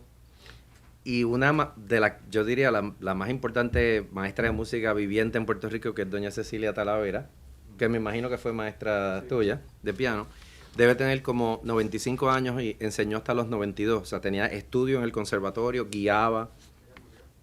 ¿Doña Cecilia murió? No, doña Cecilia no. No ha muerto. Luz Hutchinson. La hermana murió. Que también, gran pianista, ¿no? Pero ella me dice, el ser visto en el vestíbulo del teatro de la universidad era tan importante que las tiendas de ropa traían ropa, pero la ropa era abrigos. Abrigos. Nilita Vientos, aquí hay un colega que estudia Nilita Vientos, que era muy vanidosa. Hay fotos de ella con estos abrigos casi parecidos a pieles, porque había que ser visto en el vestíbulo del teatro en espera del concierto, ¿no? Ya ustedes saben, los que han ido a Puerto Rico y no son puertorriqueños, que no tenemos las temperaturas resueltas, así que pasa del calor más bestial al frío más absoluto.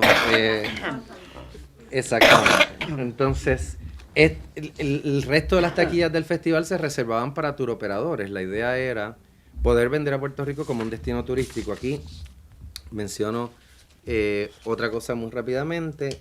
El festival no se le confió al Instituto de Cultura Puertorriqueña, se le confió a la Compañía de Fomento Industrial, que era la que vendía a Puerto Rico como destino para las fábricas, era la que tenía los presupuestos para poder darle $125,000. Fue Moscoso la cabeza de la compañía de fomento, fue su agencia de publicidad la que tenía la encomienda de promover el país. O sea, se promovía por un lado la industrialización y por otro lado se promovía el país como un destino, ¿verdad?, amable desde el punto de vista de la cultura, y con eso se conseguían dos cosas: darle un rostro amable al proceso de industrialización. Yo digo, al rostro sudado y engrasado del operador de fábrica puertorriqueño le faltaba esa noción de que había una vida culta. Y si bien es cierto que a partir de ese momento ocurren cosas que son importantes, se llegaron a hacer reclamos exagerados de cuánto había cambiado el país. Recordaba yo que se transmitían los conciertos por radio y se pretendía decir que el país se detenía y se pegaban al radio a escuchar a Casals tocando en los pueblos del interior montañoso de Puerto Rico. Algo parecido a los fireside chats de Roosevelt, ¿no? Y uno dice, ¿cómo? Ni hablar tampoco de los precios que tomaba, lo que costaba ir al festival. En realidad, donde se reivindicaba el festival era en que los ensayos eran abiertos y los estudiantes podían ir, pero no la función, eran los conciertos, eran los ensayos de los conciertos. Quizás uno de los momentos más visibles de este periodo es cuando Casals toca en la Casa Blanca.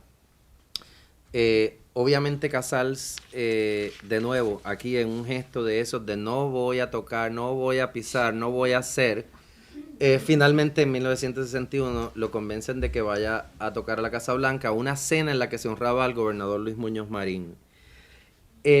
Fortas es el agente que hace posible todo esto y que lo convence de que vaya a tocar a Naciones Unidas. Para él era muy importante que se dijera que era un concierto privado. De nuevo, privado. Del concierto se hizo un disco, el disco todavía se vende. Yo vine un día y el director del observatorio lo tenía puesto en su computadora para darme la bienvenida. O sea, un acto privado, privado se convierte en algo que todavía se vende. O sea, y él lo justificó diciendo, magnífico, yo voy, pero me tienen que conceder una audiencia con el presidente para yo poder hacerle mi planteamiento respecto a España. Kennedy lo hace y lo que sale, yo estoy detrás de una correspondencia, acabo de encontrar rastros de que hubo un intercambio de cartas que no está completamente documentado. Encontré una, estoy pidiéndole al archivo de Kennedy que me busque la otra porque es muy evidente que ellos se escribieron más allá de lo que se ha publicado, pero le dice, yo solo no controlo la política internacional de Estados Unidos. De nuevo, 61, 59, Eisenhower está paseando por la Castellana. 61, Casals está en la Casa Blanca. Este es un momento de ruptura con el exilio español, que no entiende. O sea, ¿cómo usted va a la Casa Blanca a legitimar al presidente del tipo que está ¿verdad? Sosteniendo de manera tan dramática la dictadura española? Pero Casals, digamos, en una transacción pragmática, decide que es más importante poder ir a hablarle al presidente de Estados Unidos que mantenerse del margen, digamos, en actitud de denuncia. Ya en este momento el activista en contra de la dictadura de Franco no está. Yo he entrevistado gente que me dice que en los primeros festivales Casals en Puerto Rico se recogía dinero para el exilio, para distintas organizaciones que ayudaban refugiados. Ya para esta época Casals emprende otro tipo de proyecto y es uno más cercano, digamos, ya a la promoción de su carrera como músico, de sus haberes, y básicamente pasa la década del 60 en ese ánimo, en ese espíritu. Por último, yo sostengo que estos tres caminos de él producen unos ciertos modos de invisibilidad. A pesar de que me estoy contradiciendo, estoy diciendo una de las figuras que más utiliza los medios de comunicación, me doy cuenta que hay unas omisiones que son significativas. Por ejemplo, en el caso de el catalanismo, en este caso me refiero al catalanismo contemporáneo, lo que rescatan de Casals es Naciones Unidas. Lo que ocurrió... Es más, yo me he topado con textos que dicen que básicamente él se mudó en el 39 a Francia y después se murió. Puerto Rico no existe. O sea, el periodo de Puerto Rico, cuando yo sostengo que el periodo de Puerto Rico es lo que posibilita toda la carrera y todo lo que él emprende en ese último empujoncito de vida. Así que para el catalanismo hay dos momentos a rescatar de Casals. Su ida en el 39 a Francia, que se ha dramatizado de distintas maneras en los últimos años, ese éxodo tan bíblico cruzando la frontera, y su alocución en el 1971, que la doctora Navarro muy inteligentemente un día me dijo, pero lo dijo en inglés. ¿Por qué no dijo, yo soy un catalán? Dijo, I am a Catalan, y a mí eso me abrió una perspectiva muy interesante porque no lo había considerado. En términos de la historia del exilio español en general, hay una paradoja respecto al hecho de que se fue a Puerto Rico. De nuevo, ¿por qué? Porque dijo que no iba a ir a Estados Unidos, pero aún así fue. Porque nadie puede negar la condición colonial de Puerto Rico. Y para entrar a Puerto Rico tuvo que tramitar una visa, tuvo que decir quiero ir a Puerto Rico. Silvia muy amablemente encontró los papeles y los compartió conmigo y les doy públicamente las gracias porque yo viajé varias veces a tratar de encontrar ese vínculo y no lo encontré. Y era importante encontrarlo porque se van sumando las transacciones y llega el momento que el cúmulo de transacciones de alguna manera aminora lo que se reclama con los actos. Llegamos así al término de un segmento de vida abordado la más de las veces desde la perspectiva geográfica sin pormenorizar los conflictos y las tensiones surgidas a partir de los acontecimientos. Se ha preferido una narrativa sin matices, saneada de conflictos o ambigüedades impertinentes. Sin embargo, por este carril la relevancia del sujeto se agota. Sin dudas no puede haber certezas. Sin dudas no puede haber certezas. Sin temor tampoco logros. Para aquilatar el significado de Casals para el exilio republicano español, bien conviene retomar como metáfora a la escritura musical, donde el sonido tiene tanto peso como el silencio. Ambos en su conjunto dan sentido a la pieza. El estudio de su distribución en el pentagrama, conforme a la voluntad del que compuso, es el punto de partida de cualquier análisis que aspire a algo. Desdeñar una cosa, acaso por conveniencia o temor, es un ejercicio fútil porque después de todo, la luz dice tanto como la sombra. Muchas gracias.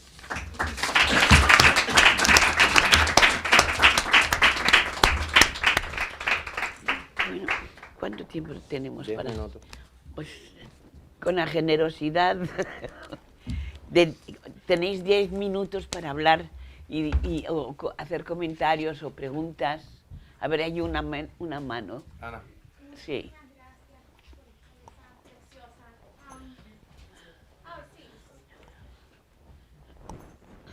De los veranos estudié con Carmelina Figueroa, las fugas de Bach. Y entre eso y el güiro de mi abuelo, pues ya estaba también con la figura de Casal, ¿no? Pero me interesó mucho cuando el maestro Sierra dijo que Casal no tocaba una obra de Stravinsky, el rito de primavera, ¿no? No, yo lo que dije fue Sí. que si se presentaba algo contemporáneo, Sí. como el pesebre, que es un oratorio, usé la analogía no del rito, sino de la Sinfonía de los Salmos, que es una obra coral orquestal. Utilicé la contraposición para decir, bueno, si se va a tocar el siglo XX, pues se está tocando el siglo XX desde un punto de vista vanidoso, Sí, sí. personal, y no abrir apertura a cosas que hubiesen sido más interesantes. Sí, pero lo que me pregunto es, aún así me pregunto, si una obra como la de Stravinsky hubiera abierto demasiado las posibilidades de errores rítmicos, informados por los ritmos del país, de Puerto Rico, ¿no? O sea, recurrir a las obras de los alemanes cierra las posibilidades de errores rítmicos hechos por los músicos. O sea, hubiera sido como algo demasiado arriesgado para hacer musicalmente en ese escenario. Me pregunto, o más allá de sí, eso. entiendo la pregunta, pero la novena sinfonía de Beethoven es igualmente arriesgada. Y de hecho, los riesgos fueron comprobados por la ejecución fallida. Pues esa también, o sea, ¿cómo es que los rítmicos tropicales inevitablemente informaron la ejecución de la música de Casal? Yo creo que los músicos tropicales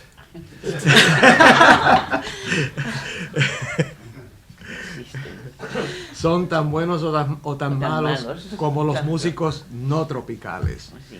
Y no se trata de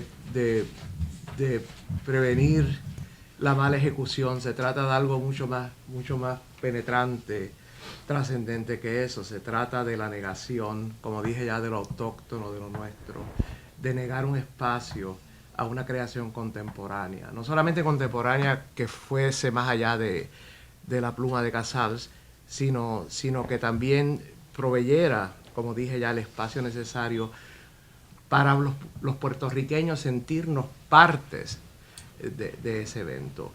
No creo que la intención tuviese nada que ver con prevenir la buena ejecución de las obras. Si hubiese sido así, para empezar, Casals hubiese dicho, pues como eso es así, pues yo no dirijo. Porque no va a quedar tan bien. O sea, eso no era un punto de vista, y es un acercamiento un tanto curioso y controversial atribuir a un país o a un pueblo que sean menos rítmicos, más rítmicos, o cómo puedan influir en la ejecución de la obra. Pero yo no estaba hablando ni me refería a eso, ni tampoco particularmente estaba tratando de promover la música de Stravinsky. Solamente lo sé como un ejemplo de un compositor reconocidísimo, cuya justificación hubiese sido totalmente aceptable si vamos a enmarcarlo dentro del gran mundo de la música. Doris. Una pregunta para Pedro, una pregunta basada en informe tan interesante del profesor Sierra, y es que cuando tú dijiste que su única expresión de catalanismo o catalanidad ha sido ese exabrupto en inglés. Me pregunto que si también considerarías la composición del pesebre como una expresión de su apego, su nacionalismo catalán. El oratorio del pesebre, como bien comentó Roberto, tiene hace uso de formas musicales propias de la tradición catalana, como es la sardana. La sardana de San Martín de Canigó, me acuerdo. Yo no tengo que ver nada con Cataluña. Y la tengo aquí. Y entonces con eso abre. Lo interesante es que... Entonces ganó. Ganó en su provincialismo. Sí, ganó. ¿No te ganó a ti? Es la pieza, la única que él toca en la década del 60. Se representó 51 veces. Y él la dirigió 33. Consideren que la dirigió en la 8ª década de su vida. O sea, dirigir una pieza 33 veces, él la convirtió en su emblema. Donde quiera que viajaba se tenía que tocar. Pero era una pieza carísima de representar. O sea, además de orquesta, necesitaba un coro de 125 voces. Classically trained. Y había un rider, como le llaman los músicos, una lista así de grande de exigencias para poder representarla. Es decir, si yo voy, tienen que ser estos músicos, este coro, estas condiciones, tantos ensayos, tanto descanso entre presentaciones. Así que se volvió oneroso representarlo. Y lo curioso, hay una serie de muchas paradojas en su vida, pero una de ellas es que él vuelva a una forma. El pesebre es un poema alusivo a la Navidad. Y Casals no fue una persona particularmente cristiana. O sea, a lo largo de su vida él se alineó con la República en la década del 30. Respecto a su conservadurismo en la música, yo no lo puedo contestar, pero es una pregunta que me hago a base de mis entrevistas. Se volvió alérgico a cualquier cosa que no fuera el canon cuando estaba en Puerto Rico. Pero leyendo y conversando con algunas personas, cuando tenía su orquesta en Barcelona en la década del 20, era mucho más abierto a traer compositores contemporáneos, Ravel, Falla y otra gente, Strauss, y presentarlos con su orquesta. O sea que la alergia a lo contemporáneo no estaba ahí en ese momento, en la década del 20. Yo no soy quien para hacer un análisis de repertorio, pero me parece que hubo un cambio ahí dramático. En Puerto Rico, como decía doña Cecilia Talavera, no le interesaba nada, no había música después de Brahms, me decía ella. Para Casals no había música después de Brahms. Así que el pesebre, paradójicamente, alude al catalanismo, pero es una escena navideña. Y el valor musical de la pieza en sí, la mayoría de los especialistas dice, pues era un gran indulgence a la figura del maestro, porque... Sí, no es una pieza de peso verdaderamente, y es una pieza que se le ve la costura, o sea, no. Pero lo interesante es la contradicción esa de, por un lado, lo grande, pero representarse a sí mismo en esa manera pequeña, pero como yo dije, aplaudo que va desde lo íntimo. Sí. O sea, que eso es lo que a mí me parece bonito, no la obra, sino que va desde lo íntimo, desde lo interior, desde ese lo que yo llamo el locus interno, que es tan importante. I think like also just like an interesting point, which I mentioned in chapter 3 of my dissertation, I specifically addressed the issue of the Pesebre, the oratorio with the United Nations. He intends this oratorio to be performed all over the world, just like he clearly says Beethoven's symphony. We will only have world peace when the whole world sings Beethoven's Ninth Symphony. And later on, he says, we will have peace when everybody sings my oratorio. So it's like, and I go into, I actually call it music messianism, you know, because it's a very messianic calling, saying we have to convert the whole world to this music. So, yeah, I mean, and he used Catalan instruments. Vasquez Ramos actually wrote his dissertation on the specific harmonies and things. The Nativity poem was actually composed by Juana Alavedra in exile. So there is that deep connection there with the Rosillon, you know, lots of symbology. But yeah, it's there. You're the next one afterwards, June. Yes. Bueno, sé que las vidas paralelas tienen más valor ilustrativo que analítico, pero me parece muy interesante la reivindicación nacionalista de Casals en el extranjero y su evolución musical. Me refiero a vidas paralelas porque hay otro músico que tuvo una vida simétrica, digamos, a la de Casals, que es Frédéric Mompou, que también fue músico interesado en las músicas tradicionales catalanas, que se educó en los años 20 en París, que sin embargo se quedó en España. Era católico, que compuso en los años 60 las últimas piezas de la música callada, que es muchísimo más, en términos musicales, avanzado que la obra posterior de Casals, muy experimental, que en cierto modo se podría calificar como uno de los exiliados interiores que mencionábamos antes. Se quedó en España y jamás, todavía hoy, jamás ha sido reivindicado, a pesar de su interés por la música catalana, jamás ha sido reivindicado por el nacionalismo catalán. ¿De acuerdo? Y su obra, en términos musicales, es mucho más avanzada, al menos en los años 60, que la de Casals, quien, curiosamente, cuando estaba en el extranjero, tal vez, y aquí estoy simplificando bastante, empujado por esa nostalgia de la que se vieron aquejados muchísimos exiliados, volvió a las raíces de una forma, por decirlo suavemente, conflictiva.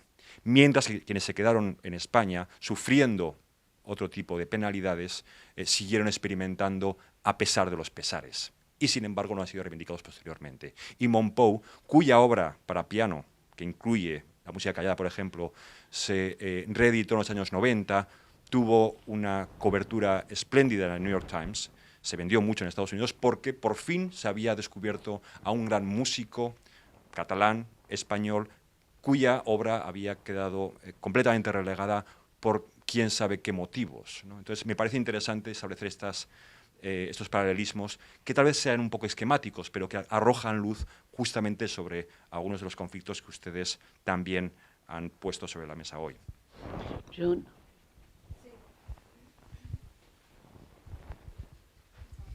Más que todo es un comentario, una anécdota que yo había comentado antes a Pedro, que yo fui al Festival Casals en 1967.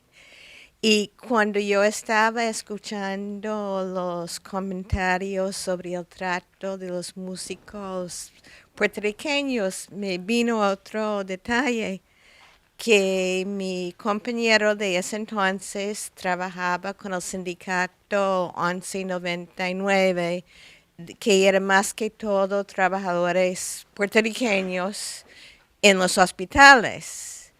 Y entonces cuando él comentó a la gente del sindicato que yo había ido a Puerto Rico para el festival, era para la gente de la diáspora, era una cosa de identidad cultural fuerte, que somos un lugar culto, que no es que estamos aquí limpiando inodoros o lo que sea, que era realmente una fuente de identidad, a pesar de que Casals no era puertorriqueño. With that is, at least with the music that he was espousing, as I tried to, and nowadays there are other musicologists that critique, I was showing with Roberto, the issue of El Sistema in Venezuela, where you are trying to reach to Venezuelan impoverished kids by bringing them to, an European symphony orchestra model and not, and teaching them, giving them a specific repertoire. Saving them. Yeah, it's sort of like elevating them. If I say I'm here to elevate you, clearly implied in that is that I'm higher, right, and you're lower, so my culture is going to elevate you. Does that make sense? And so I think in that point I put in my PowerPoint is that Europe continues to be the reference point, for the whole civilization. Not all of Europe. Yeah, not all of Europe. Yeah, say Germany. German music, and so say the Venezuelan kids are only as good as they can play Beethoven. Does that make sense? No, And no estoy tocando la parte de música, solamente una anécdota que como identidad boricua que realmente no había comenzado en Nueva York en ese entonces. And I think it's clear from our presentation that, and I said this, there needs to be a balanced assessment of the history, the facts, and to go to either extreme, it's not useful, in fact. And we need, but I think what was lacking in Puerto Rico traditionally, and we have spoken about this, was a more rational approach that is not filtered by the sort of tacit censorship that, perdón, estoy hablando inglés ahora de momento.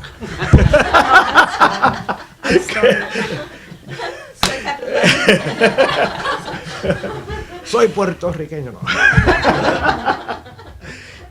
Sí, por esa censura tácita que era imposible enfocar a Casals o quizás a otras figuras en la universidad, y el conflicto estaba claro en la presentación anterior cuando habla sobre Jaime Benítez y Manrique Cabrera, nombres que recuerdo, de hecho, y todas estas controversias. Y lo interesante es reexaminar esto y ver qué significó y qué significa para nosotros y cómo nos movemos adelante.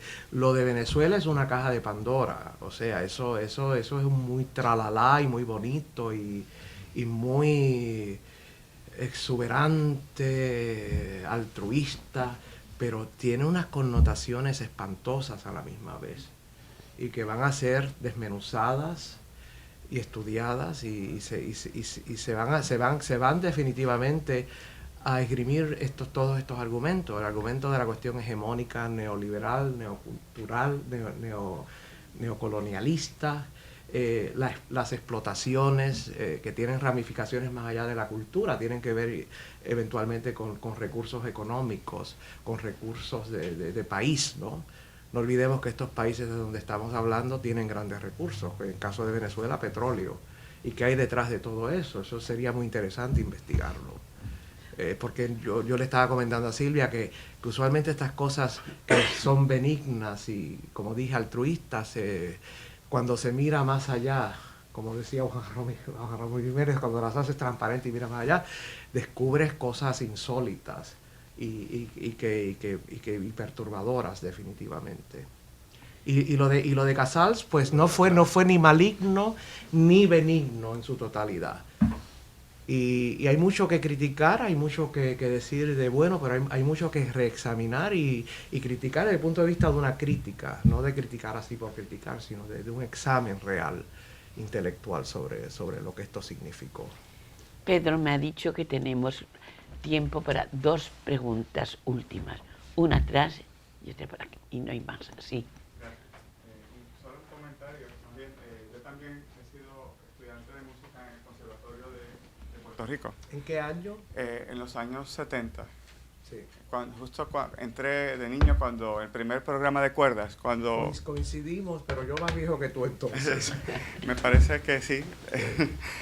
Más bien, fui estudiante del programa de cuerdas cuando comenzó y tengo un recuerdo muy vivo cuando Martita Casals nos dio la bienvenida a los niños, vestida de negro, acabando de enviudar, para entrar al programa. Y también, vamos, soy amante de la música y de la literatura también, pero mi tío era Noel Estrada, el compositor de Mi Viejo San Juan. En Mi Viejo San Juan. Y sigo muy, muy de cerca y tengo familia que fueron músicos también en la Orquesta Sinfónica. En fin, no quiero hablar de mí, sino más bien de una pequeña, humilde opinión sobre el asunto. Es interesantísimo ver esta perspectiva porque en realidad yo no la había mirado así. Tal como ustedes lo acaban de expresar, yo siempre desde niño, como tengo todo esto tan vivo y soy tan devoto a la música y al Conservatorio de Música de Puerto Rico, pues siempre he visto como un legado completamente positivo. La visita y la estadía del señor Casals, del maestro Casals, a San Juan y a Puerto Rico, y en fin. Pero también solo quería, ahora también como dejándolo de niño a un lado, con la madurez, con los años veo también que el Pablo Casals de los años 20, que tenía un gusto musical, claro está, viviendo en Cataluña, puede ser diferente a los años 60, cuando ya tiene 80 años. A partir de los 80 años, no es por defenderlo, pero más bien por exponer la posibilidad de poder también ver la perspectiva que su gusto musical haya cambiado, haya evolucionado con los años. También, igualmente, en los aspectos políticos, que, claro, cuando él acaba de salir de la posguerra y en el 39 tiene una visión y establece un punto de vista y declara una cosa pública, tampoco podríamos decir, con todo el respeto, que, o sea, digamos, tenerlo siempre en la mirilla contra la pared. A ver, ¿vas a Estados Unidos o no vas? O sea, ¿qué has dicho? O sea, veo también su visita a la Casa Blanca, más bien, ¿cómo le podía decir que no a Luis Muñoz Marín? Si Luis Muñoz Marín posiblemente, estoy casi seguro que fue quien lo arrastró a la Casa Blanca. O sea, también hay que ver las circunstancias y qué sé yo, ser un poquillo flexible, ¿no? O sea, desde mi punto de vista, dándole un poco de, ¿cómo diríamos?, el beneficio de la duda. Y también, no es por ni atacarlo ni defenderlo, estoy en una posición neutral, pero en todo caso hay que ver también que las perspectivas, o sea, de una persona ya en los años, a partir de los años 80, que ya tiene más de 80 años, caramba, que lo invitan, una invitación tan especial, tan delicada de Muñoz Marín a la Casa Blanca, pues también tiene otro contexto al que de joven o de una etapa más joven de su vida, en 1939, cuando sale de la guerra, cuando termina la guerra civil y sale al exilio, vamos, yo lo digo también desde el punto de vista literario, yo me dedico a los escritores de la posguerra, precisamente a Carmen Laforet y a todos ellos, o sea, los que vivieron también ese tipo de vida paralela, pero en la literatura, y a Ramón Sender también, que también se vio ante muchas situaciones similares y que murió en Los Ángeles en el 82. Pero en fin, solo quería compartir este punto de vista y tratar de, qué sé yo, de ser un poquito más justo con el legado, y también, que no lo niego, que todos ustedes se dedican a esa especialidad, pero me encanta también poder analizar o ver, también profundizar en el punto de vista de este personaje que tal vez no estaba tan consciente de lo que hoy señalamos. O sea, también quizás no estaba tan consciente de que estaba negando la entrada a los músicos puertorriqueños, a los compositores puertorriqueños, quizás ni le cruzaba por la cabeza, no lo sé. Pero solo quiero traer esto como, no sé, como un punto más de futura discusión. Gracias. Sí. Bien. Sí, gracias a usted, director. Sí, no, solamente quería decir que a mí me parece muy bien, todos estos estudios son muy interesantes, son perspectivas, gracias, nuevas, que yo no conocía, por supuesto, ¿no? Pero claro, a mí lo que me interesa más, ¿no?, es el valor, digamos, ¿no?, de músico de Casals. O sea, todo lo demás está muy bien, ¿verdad? Pero si Casals a lo mejor hubiera sido un asesino, bueno, pues mire usted, ¿qué vamos a hacer?, ¿no? Pero sigue siendo un gran violonchelista, ¿no? Eso es lo que a mí me preocupa, ¿no? O sea, que lo veamos siempre, o un escritor, ustedes saben, son muchos los asesinos también, ¿verdad? Y sin embargo, ahí están. ¿Por qué se hablan? ¿Porque mataron a alguien? No, se matan porque han dejado una obra importantísima. Y eso yo creo que es lo que hay que resaltar, me parece a mí, ¿no? Además, no es el caso único, el caso de, por ejemplo, de Andrés Segovia, ¿verdad? Saltando un poco las distancias y tal, ¿no? ¿Qué diríamos de Andrés Segovia, básicamente? El gran guitarrista. Y sin embargo, todo lo que queda de él es eso, son sus discos, en fin, etc. Se le puede criticar también, ¿no?, el exceso de rubato, por ejemplo, ¿no? Tenía una concepción decimonónica, ¿no?, también de la música, aunque él, desde luego, pidió, como ustedes saben, ¿no?, que escribieran obras como, no sé, Monsalvacho, o el mismo él tocaba Villalobos, ¿no? O sea, que en ese sentido es un poquito más avanzado, por decirlo así, ¿verdad? Pero también el caso de mirar el mundo germano, Beethoven y tal, y Claudia Raúl, el chileno, pues también, o sea, que a lo mejor no es solamente el caso así aislado, digo yo, no sé. Usted tiene razón, o sea, es incuestionable la trascendencia de músico en el cello, pero a mi entender esto se trata de un panel de examinar la figura en el exilio. Y examinando la figura en el exilio, para mí no es tan interesante hablar sobre el gran violonchelista que fue Casals. Podríamos haberlo hecho, pero yo hubiese dicho, pues no, eso no me interesa. Me interesa más la perspectiva de lo que representó esa figura dentro del marco de la cultura puertorriqueña. Tampoco me interesa, no es que no me interese, pero no quise enfocar esto tampoco desde el punto de vista de lo que estaba pensando el exilado. Yo lo enfoco de lo que estaba yo pensando, que tuve esa vivencia y de cómo eso impactó mi vida. Oiga, que no es para la vida mía, la vida de muchos. Y la vida de muchos compositores puertorriqueños que se le negó el espacio que les correspondía. Eso quizás no es un crimen de matar a alguien, pero tampoco es inocuo, perdóneme. O sea, y estas cosas hay que ponerlas en contexto. O sea, aquí nadie niega que Casals fuese un gran violonchelista, por Dios. Pero este simposio, yo no entiendo que se trata de laudas al violonchelo de Casals, se trata de un examen crítico absolutamente necesario y mandatorio. O sea, yo no creo que esto hay opciones ya. O sea, tenemos que ver las cosas como son, ¿no? Y no podemos lavar ni fregar con la grandeza del violonchelo y quitar el sucio de ese vaso para hacerlo cristalino. Una cosa va con la otra. Igualmente el compañero que habló de que él no sabe si Casals a propósito negaba el acceso a los músicos. No sabemos, lo que conocemos son los hechos. Y los hechos hablan por sí mismos, no estaban. Bueno, está claro, a ver, pero casarse con Martita no tiene que ver con el tema tampoco. Está claro que este es el comienzo de lo que va a ser muchas conversaciones y mucho vamos a tener que pensar mucho.